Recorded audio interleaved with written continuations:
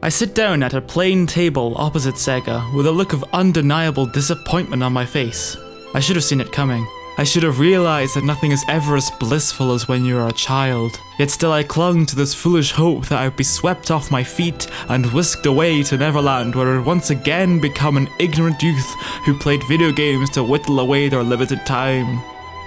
Naturally, such a miracle didn't happen. Sonic Generations is a game where instead of making new levels, the lead developers decided that the best thing to do was to recycle old ones in the nostalgia bait trip of the century through almost every main entry Sonic game on the market, from Sonic 1 through to Sonic Colors. Quite an intriguing concept, I hear you quibble. And it is just that, a concept. In practice, the development studio seemed to forget how a camera works. But we will get to that in time, as the wonky cameras were one of the many problems that make me want to clip through the floor and die. As usual, the main contender in this 3D Sonic game are the baleful and chaotic 3D Sonic's wonky-ass controls, and they are also the driving force in making the player's life a horrifying misery to exist in. The equilibrium between speed and control is a delicate one, yet it is one that the games continuously fuck up completely. You are either too slow to make jumps and have fun, or you are too fast to turn corners and have fun. There is little wiggle room to get to the perfect middle ground where you can be rolling around at the speed of sound and not die horrifically and painfully as you collide with a stray particle cannon. Sonic Generations, unfortunately, is not an exception to this rule. The main mechanic of this game is that each level has two acts, one where you play as classic Sonic and one where you play as the more boring and ironically streamlined modern Sonic. The classic Sonic stages are entirely 2D and are considered easier, although the ease comes from the fact that the elimination of the third dimension means you don't have to steer a bobsled down a mountain. Instead, it's like trying to get the puck in an air hockey table to stop on its own. It's very true to the original, but unfortunately that also means there is the possibility to go far too fast for the precise platforming to be achievable. It feels like they didn't quite know what they wanted to achieve, whether they wanted to stick to their "gotta go fast" mantra or be the platformer it was known for in the 90s. The amazing thing is that even though gaming technology has come so far since then, there is still the inexplicable fact that Sonic can still clip through the floor and fall to his slow, untextured doom. Modern Sonic, however, remains as fast as a forest fire and yet far less exciting than one, as you have the magnificent ability to press a button and immediately be launched to your top speed, plowing through enemies as if they were illegal protesters under a dictatorship. It must be the only gaming experience where you are given a win button, but it is still boring.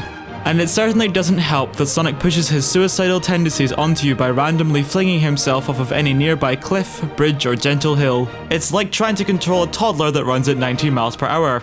This was especially frustrating when every time this happened I was holding a specific direction that I wanted to go and he literally went the opposite way. I should mention that I was playing this game on PC, and with it came its own batch of kooky bugs. The main one being that if I played the game long enough my controller would suddenly stop working, which just acts as the last straw when dealing with the fabled 3D Sonic's wonky ass controls. The most prevalent issue in this volcano of complaints, however, is the fact that the camera just seemingly doesn't want to go where it's told. While playing through the classic levels, numerous times it just repeatedly clipped through the stage, effectively blinding me to the action and preventing me from moving. Why would you want me to look at your game, Sega? You only spent years making this project that I then spent money on! At least the music is good though. It's a shame really. The wonky controls, the wonky camera, even the boss fights are wonky and repetitive. It's almost like the team developing it have little to no respect for their creative product. There is an optional feature that you can customize both Sonics to give them buffs and other abilities, such as a shield for classic Sonic and... what's that? Infinite boost to modern Sonic. They made a game where they consciously put a power up that removes the challenge of managing your boost meter for optimal speed. Why? Why do you have no respect for yourself, game? What drove you to such a dark corner of your life that you need to make yourself easier for no reason whatsoever? It's not like you get it for free, mind you. You need to unlock it by completing a sort of challenge mission, but in doing so it sort of makes the other challenge missions seem more like a chore than a fun thing to do. Such a thing truly makes no sense. Coincidentally, the final boss makes no sense either.